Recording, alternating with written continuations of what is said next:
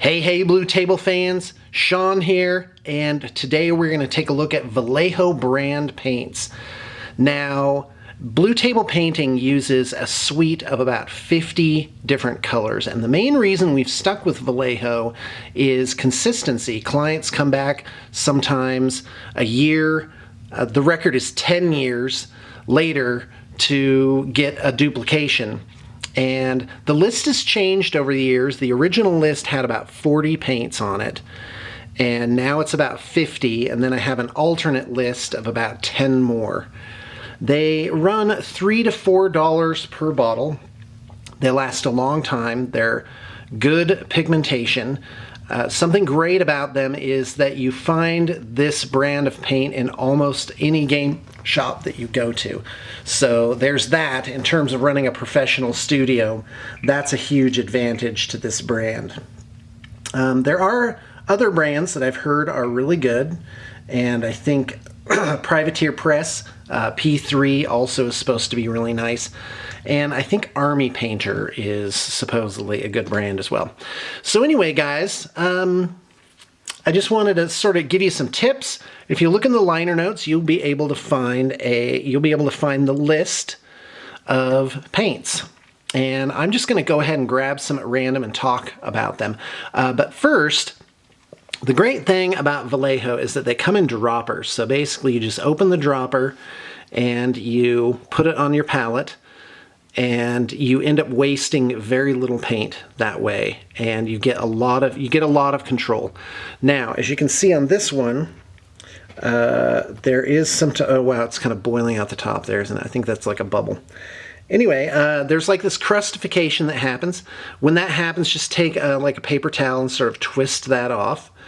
And also, there's, be careful when you open it up and start to put it on your palette, because every once in a while the crustification will stick to this lid and you'll pull the whole thing off and there'll just be a big opening there. In fact, why don't I open another one and show you what that's about. Let me find one that's not very full. Here we go.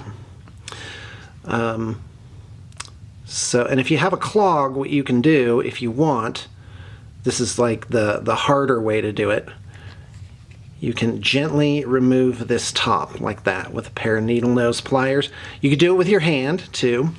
And then you use a paper clip or something like that to basically bore out the obstruction from the inside.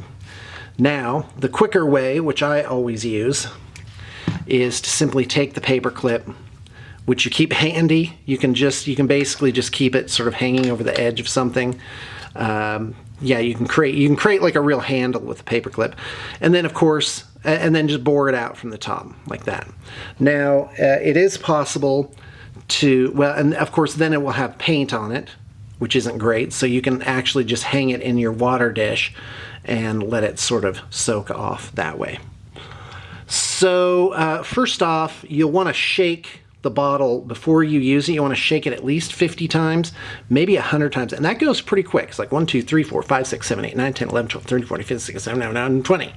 So about halfway done. It only takes like 10 seconds to really shake it up, and you really do need to do that very often, because they definitely do settle.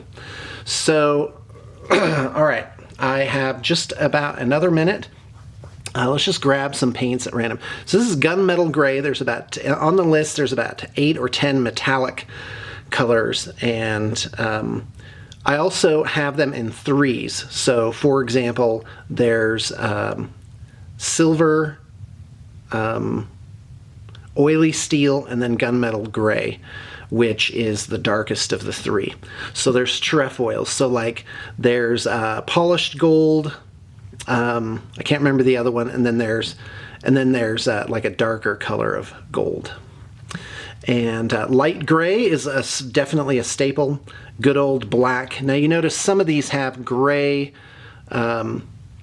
caps. That's from, there's different ranges. There's model color, which actually has more colors in it.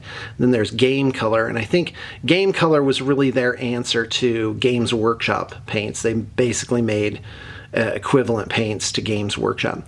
And if you Google Vallejo equivalency chart, you'll get a lot of great responses to like which ones are equivalent to other paints. So when clients say, hey, paint mine in, paint my guys in Hawk turquoise, well, that's actually, I think the equivalent is light turquoise. So chocolate brown, that's great for base edging. That's almost all we use that for. Cavalry brown is actually a red color and is a very nice bricky organic red, not too offensive. Black green, I love black green. I'm not sure if it's on the stock list because I don't usually keep things where you can just mix them easily and they're not used very often. But black green is really nice for washes. Brass is actually a great alternative to gold. You can see sort of the difference between the two. Brass is just a little bit darker, but it definitely can stand in for gold. I'm just going to keep going with this. Bronze is nice to have. I don't use that very often. Yellow ochre. This really is the yellow that you want. And if you want a bright yellow, put this down first. You would do like black, then hull red, and then maybe a mid-tone between there, like a dark sand or something, and then put this on top.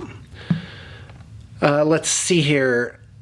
Brown sand, that's just a nice sort of brownish color. Where are we? Gory red, that's just our stock red. It's a really good red. It does tend to clump though, so you have to mix this up really good. Silver, again, silver is just for super, super metallic highlights. This is really way too bright and streaky for like standard use. Mahogany brown in a wash on top of white is really good for skin. And other than that, sometimes I just use it for spear poles and stuff like that. Ochre brown, again, that's actually more of a yellow color. And you can see this one's actually has sort of that medium on top, so that needs to get mixed. Pale blue, sky blue, that I use that as like a ghost brush on top of blue. Dark Prussian blue, this is like a very deep navy type blue. You will use a lot of that color. It is really nice. Deep green is just sort of a standard green color. It says deep, but it's not. It's kind of mid-range. Flesh tone, light flesh is good for base coats. Not like solid coats, but like ghost brushing. So light flesh, I use it for that. I also mix this with other colors to get sort of a light fleshy version of that color, especially purple. It's really nice. Lime green, just a bright green that has great opacity. It covers really well. Charred brown, this is now our stock brown base edging now. We've changed it from chocolate brown to that. You can see the difference there. And it's really nice. This makes a nice wash too, but I usually put in a little bit of black. Of course, white, no explanation necessary. Purple, there's purple and royal purple. They're pretty much the exact same thing. They're like really super close. But purple is lighter. Definitely use royal purple for your washes. One of my favorite washes is black and purple mixed together. Tinny tin, that's like a nice metallic, but it's also very much like an earth tone.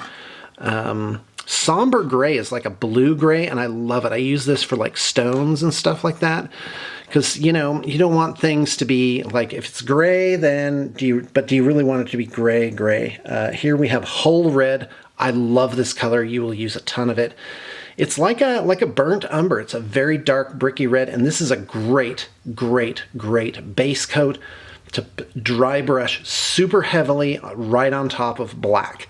And then you do that, and then you do one more dry brush, and you've got like a sepia photograph to work from. Copper, no explanation necessary there. Carmine red is like a true red, and I use that to highlight red. Same thing with scarlet, actually getting a little more orange there. You'll notice we don't really have orange. Clear orange I have here, but it's actually not on the list. Scarlet, again, I think I have a second bottle of that. I absolutely love foul green.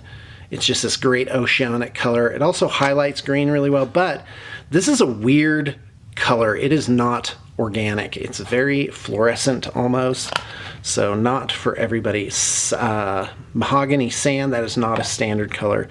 Pale sand, this is an ivory that you will use for almost everything, to do base layers, It has great opacity. You can dry brush it on bases for rocks. I mean, pale sand, you're going to go through a lot of pale sand. Stone gray. I love stone gray. It's sort of a stock color when you don't want to use like gray or pale sand or one of the other sort of undercoats. Stone gray is it's also fantastic for skin, actually, like ogre skin or whatever. Black gray, this is just if you're too lazy to mix it up, which I am most of the time. Earth, we actually use this on our bases and dry brush earth on top of the black rust thing that we do, and it has a really good effect there. So this isn't, guys, I've just hit 10 minutes. This is not everything, but I will include the list, and I hope you have found it, my little tour of a Vallejo paint kit, to be instructive. Thanks for tuning in.